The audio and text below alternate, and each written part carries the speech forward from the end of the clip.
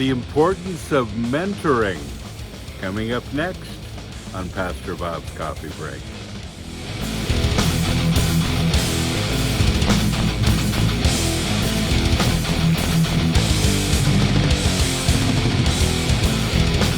Thank you so much for joining me today.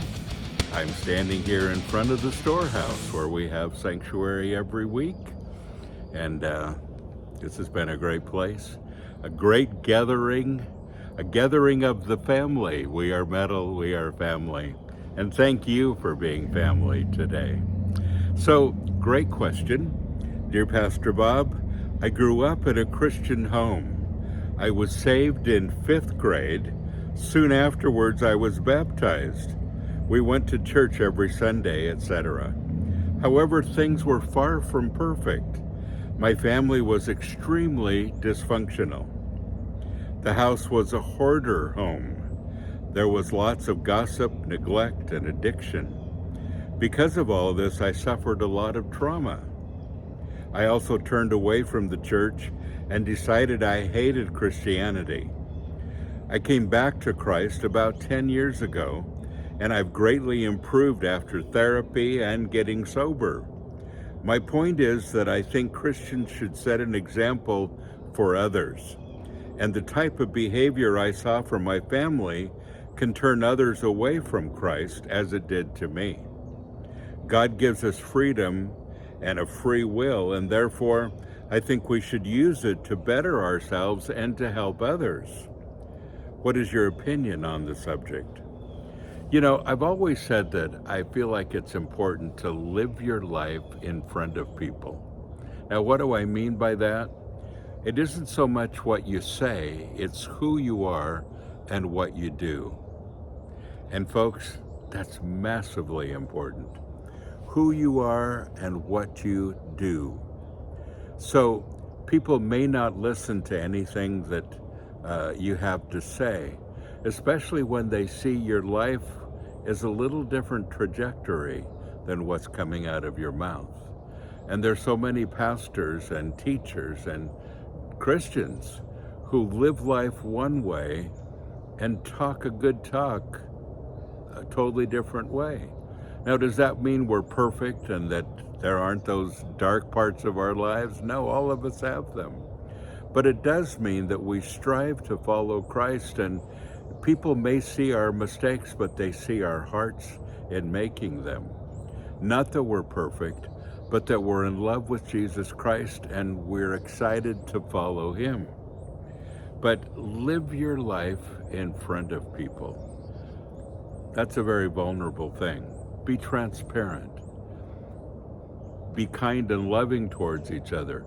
Invite other people to be part of your inner circle, so to speak, and to begin to speak into your life as you speak into theirs. It's a great analogy here in Philippians chapter 4 and verse 9. And this is Paul and Timothy. And Paul and Timothy had a mentor relationship. Timothy, Paul called him a son, very close with each other. And Timothy was that person that Paul counted on, that Paul wrote with, that Paul discipled, he mentored him. And so Philippians here is a result of this mentoring and them writing together from the heart of Paul. And he says here, and he's saying this to Timothy, but in a broader sense to all of us, he says, whatever you have learned or received or heard from me or seen in me, put into practice, and the God of peace will be with you. He says, what you've seen of me, what you've experienced by being with me, he says, put it into practice.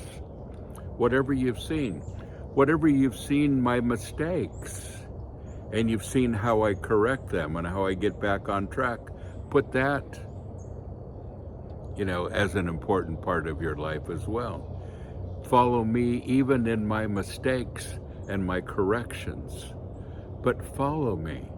Now, folks, this is important because so many people are dying to have somebody to mentor them. to have somebody to follow, somebody that they can look up to, and they can say, yes, this is the kind of person that I really want to be. And all of us need that. We need someone to follow.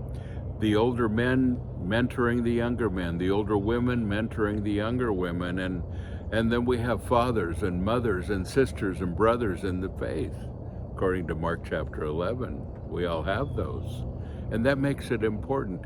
We don't just have our physical family, but we have the family of God.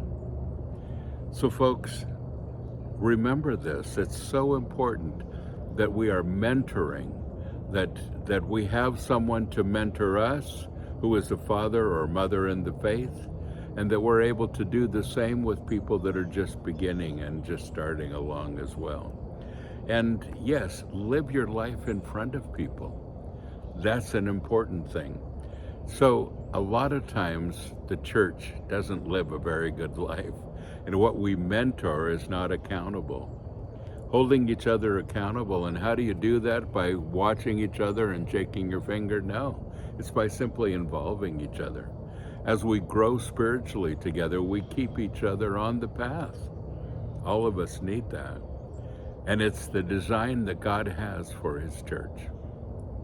Folks, don't forget, you are blessed. So go and be a blessing.